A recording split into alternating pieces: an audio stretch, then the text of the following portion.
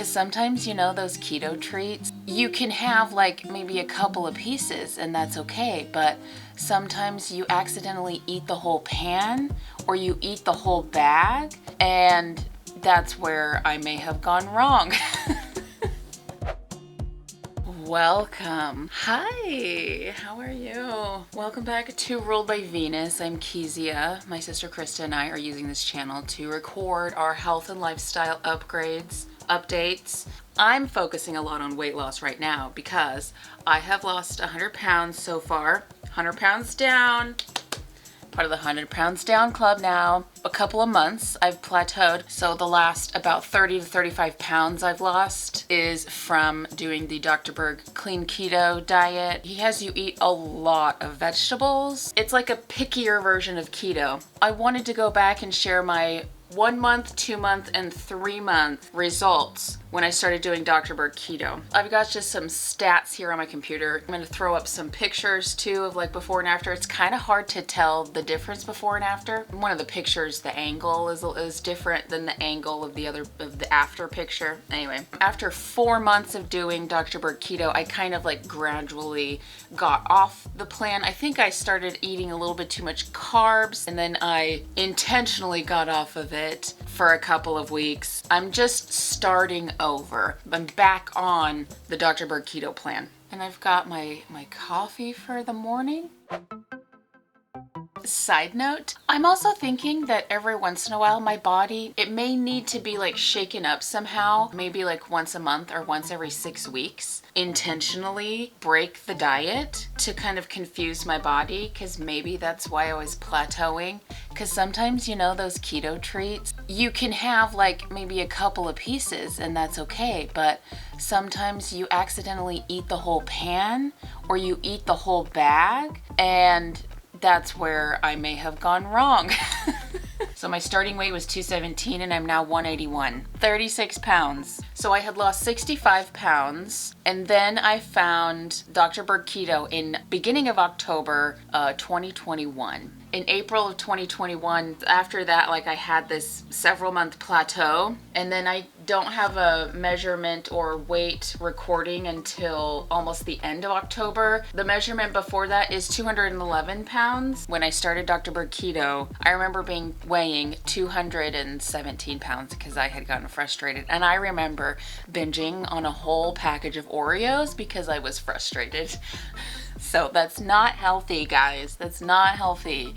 Don't binge on chocolate peanut butter Oreos. No. The month of October, that first month on Dr. Berg Keto, was mostly water weight. It was 19 pounds. And then by December, I finally broke that 200 pound mark. That was really exciting. The last time I weighed under 200 pounds, I was in high school. And then by March, I had lost an extra 10 pounds. So I was averaging 1 to 2 pounds per week.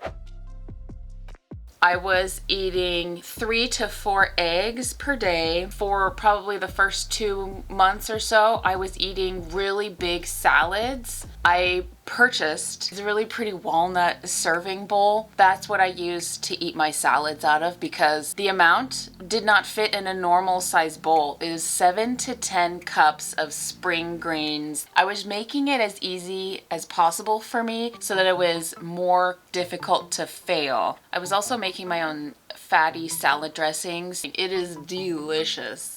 Delicious. The things that makes the Dr. Berg Keto restrictive is that you remove pretty much all carbs.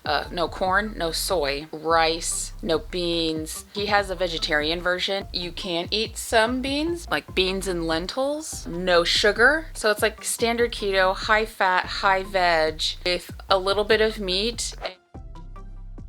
I was also doing intermittent fasting during this 1 to 3 month period, and I was averaging like 16 to 22 hour fasts, although most days I was doing 18 to 20 hours. Adding in the fasting was a natural progression. I was feeling more satiated and I didn't have to eat as much. Doing this diet can save you money if you incorporate fasting. I will also say, I think it was like 2 months where I kind of got off of doing the keto. I went back to eating regular food, like carbs and sugars and stuff. The good signs I noticed was I didn't really gain weight back. I did my normal weight fluctuation that my body always like 1 to 3 pound fluctuation that it does every day. So that was like a really good indicator to me. I'm still able to sustain the weight loss.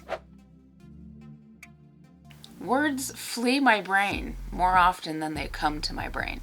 Anyway, I've gotten off track. The point is, for Dr. Berg Keto, like the goal is to work up your way to eating 7 to 10 cups of greens per day. For me, it's easiest to just have a salad. For the first couple of days though, to help get my body into keto, I will eat extra fat and kale smoothies. My first kale smoothie was the first step that I did. It made me feel so good. All it is just a bunch of kale, a cup of frozen mixed berries, and then water. What I found out though, if you mix just a little bit of fat with it, like a piece of avocado, like you don't even have to add that much. If you mix just a little bit of fat in the smoothie, that will help it not separate. Because if you just do the kale, the berries, and the water, and you'll just have to keep shaking it up. I just down it. I will make myself that kale smoothie like if I'm feeling a little sluggish or if I'm starting to get really munchy or lots of cravings for sweet things. I have taken that as a signal that my body really wants nutrition. So I will still allow myself to have